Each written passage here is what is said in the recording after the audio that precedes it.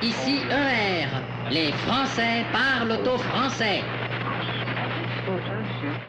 C'est illusoire de penser qu'on règle le problème des populations roms à travers uniquement l'insertion. Et ces populations ont des modes de vie extrêmement différents des nôtres. Et donc cela veut bien dire que les Roms ont vocation à revenir en Roumanie ou en Bulgarie. Cette hausse des régularisations est conjoncturelle, simplement liée à une nouvelle circulaire publiée il y a un an. Quoi qu'il en soit, les associations sont satisfaites. C'est pas la quantité qu'il faut regarder, c'est tout simplement le fait que cette circulaire permet de mettre fin à des injustices. En fait, la nouvelle circulaire Valls prévoit de nouveaux critères pour obtenir des papiers. Par exemple, les familles doivent habiter en France depuis 5 ans et leurs enfants aller à l'école depuis 3 ans. Manuel Valls assure d'ailleurs que 80% des personnes régularisées cette année l'ont été pour ce motif familial, parce qu'il s'agissait de parents d'enfants scolarisés. 10 000 régularisations supplémentaires, c'est un appel d'air inopportun, selon l'opposition. Bonjour Emmanuel Ratier. Bonjour. Manuel Valls, après avoir dit que les Roms étaient destinés à rentrer chez eux, a régularisé 10 000 sans-papiers en plus par rapport à l'année dernière. Il tape un coup à gauche, un coup à droite. À quoi joue-t-il ? Alors Manuel Valls, c'est pour moi, est une vaste escroquerie. C'est quelqu'un qui s'est créé un personnage avec une espèce de mâchoire crispée en permanence, incapable de sourire, une démarche assez mécanique, un peu à la Kraftwerk, en train de... Enfin, il ressemble à un zombie. C'est un personnage, on est très loin de maintenant des... il faut des blancos, un peu de black pour faire un peu full. Hein. Comment ça va ? Ça va bien ? Ouais. Belle image. Belle image de la ville d'Evry. On me met quelques blancs. Non, quelques blancs, quelques white, quelques blancos.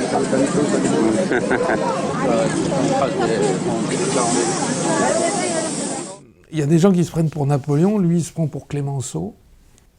C'est des affaires d'annonce. L'affaire Leonarda, par exemple, bon, il a été d'une modération extrême en cette affaire, puisque il faut savoir que c'était des gens qui ont menti sur leurs origines, le pays d'où ils venaient, qui ont épuisé tous les recours dont ils pouvaient disposer, alors qu'on était sous un gouvernement de gauche, qui ont bénéficié d'aides absolument colossales,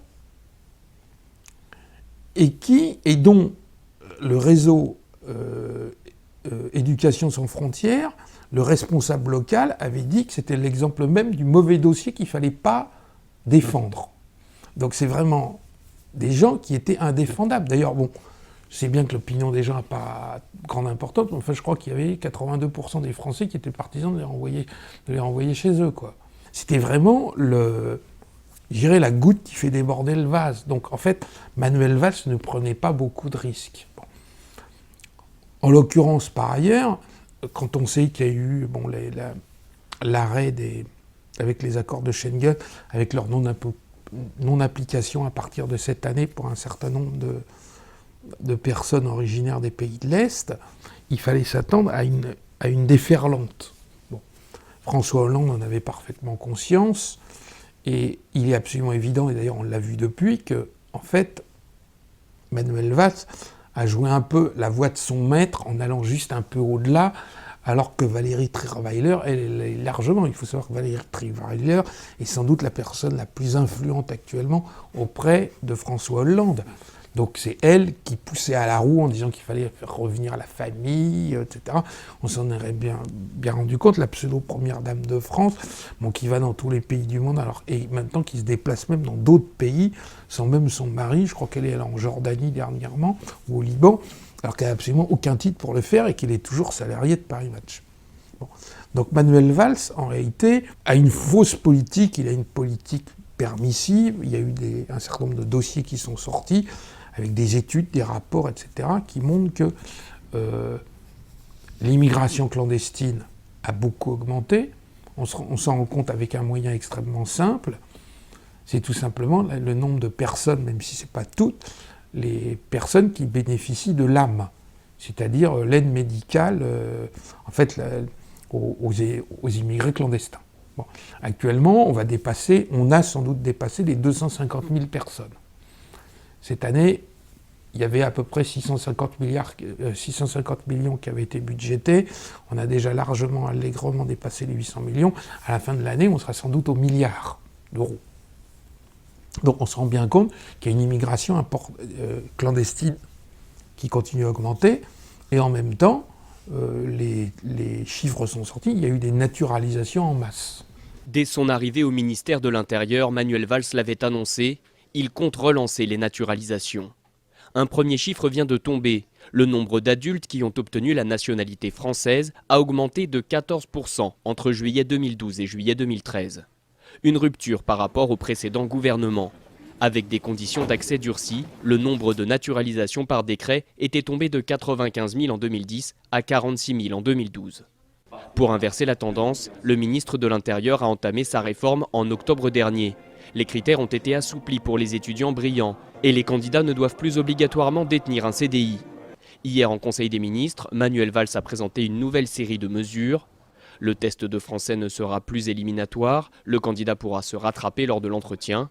Les titulaires d'un diplôme obtenu dans un établissement francophone en seront dispensés, de même que les personnes âgées de plus de 60 ans, et les pratiques des préfectures seront harmonisées. Le taux d'avis favorable pour les demandes en cours est d'ores et déjà remonté. L'objectif affiché est de revenir progressivement aux chiffres d'avant 2011, soit environ 90 000 naturalisations par an. Donc on se rend compte qu'il suffit de voir, d'ailleurs les gens quand ils parlent, je ne demande pas qu'on connaisse l'histoire de France par cœur ou ce genre de choses, mais quand on voit la manière dont ces personnes parlent quand elles sont interviewées, elles connaissent, pour un certain nombre d'entre elles, je ne dis pas toutes, à peine le français. Mais ayant du mal à aligner deux mots, il suffit de voir Leonarda qui parle n'importe comment. Et elle n'a même pas demandé la nationalité française. Bon. Donc, c'est un leurre total en matière d'immigration. Alors, en revanche, il a toujours sa tarte à la crème, qui sont les factieux, l'extrême droite, les racistes, les antisémites, en fait, etc. Lui qui est éternellement lié à Israël. Quand même.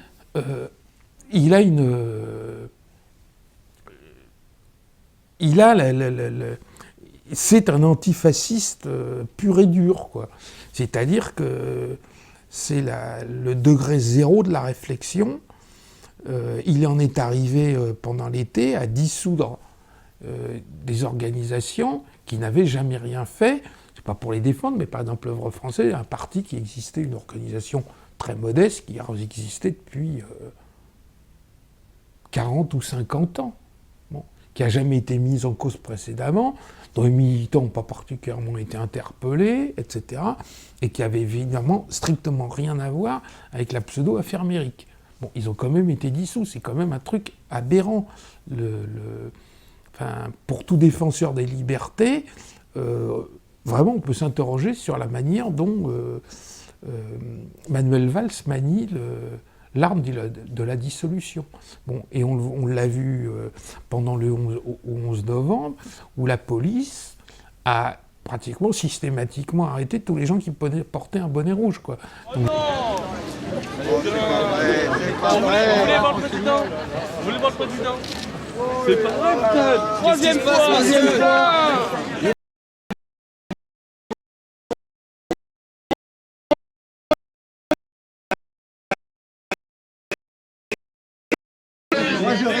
Pour un bonnet rouge, putain!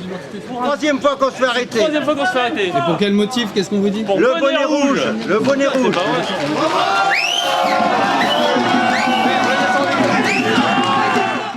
Et on l'a vu dans toute l'affaire des veilleurs, les manifestations, etc.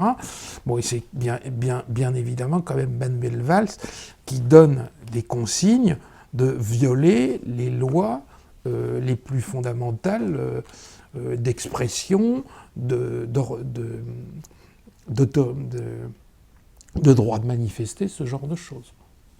Vous aviez dit au début que Manuel Valls se donnait un rôle dans sa posture. Est-ce que c'est pas le signe qu'il n'a finalement pas beaucoup de pouvoir en réalité dans son domaine, c'est-à-dire finalement sur l'immigration par exemple. Alors, moi, je ne serais pas tout à fait d'accord avec vous sur cette question. On a vu dans le passé des ministres de l'Intérieur qui avaient de la poigne du pouvoir. Alors, ce qui est certain, c'est que dans la police, je ne dis pas dans la gendarmerie qui a un corps très particulier, mais dans la police, il y a des syndicats qui sont extrêmement puissants. Plus de 50% des commissaires de police sont francs-maçons. Et donc, il y a des réseaux de pouvoir qui sont importants.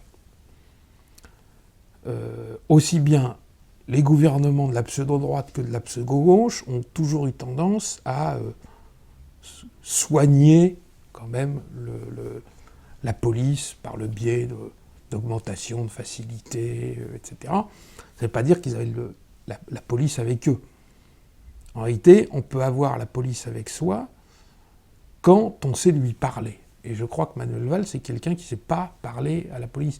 On peut dire que, par exemple, Charles Pasqua a sans doute un passé, etc., mais c'était quelqu'un qui savait parler à la police. Donc il avait une certaine familiarité avec eux, et les gens aiment beaucoup être reconnus. Bon. D'autre part, c'est pas parce qu'on n'a pas énormément de pouvoir qu'on ne peut pas faire un certain nombre de choses. C'est-à-dire que depuis au moins 15 ans, les policiers qui interviennent dans l'équivalent, par exemple, de ce qu'on appelle les BAC, les brigades anticriminalité, savent qu'ils ne seront pas couverts par leur hiérarchie s'il y a un problème. C'est-à-dire que si on leur fonce dessus et qu'il y a une fusillade et qu'ils tuent la personne qui est au volant. Bon. Ils vont se défendre, mais il y aura forcément tous les lobbies,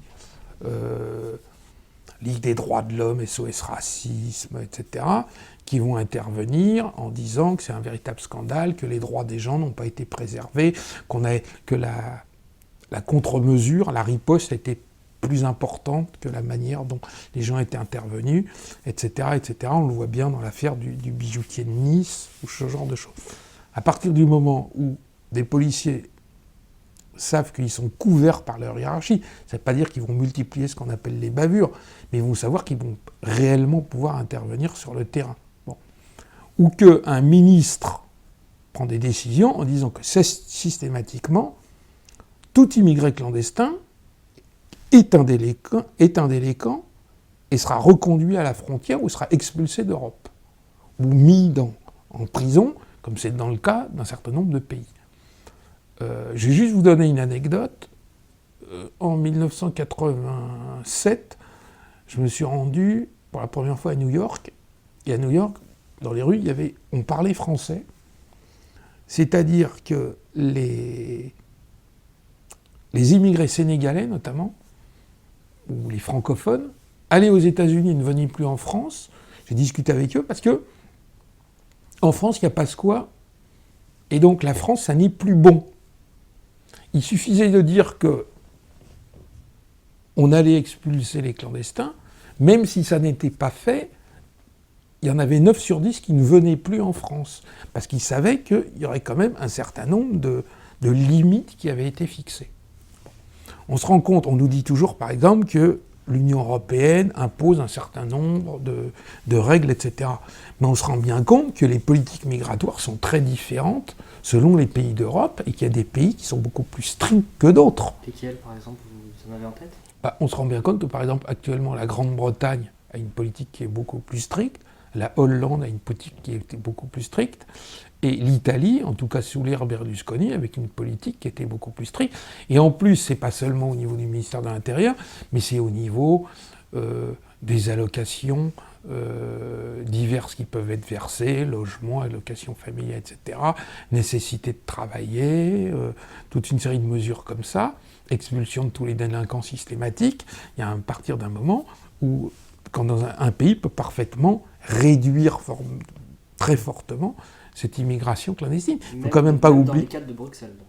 A priori, on l'a vu dans un certain nombre de pays, ça s'est appliqué. C'est tout simplement qu'il y a personne ne veut se. Bah si, il y a un certain nombre de pays, je dirais, qui quand même avaient pris des mesures, même si ça a évolué dans le temps. Mais je ne crois pas que Bruxelles soit l'explication pour dire qu'on ne peut pas s'opposer à l'immigration clandestine. Ici ER, gauche du travail, droite des valeurs.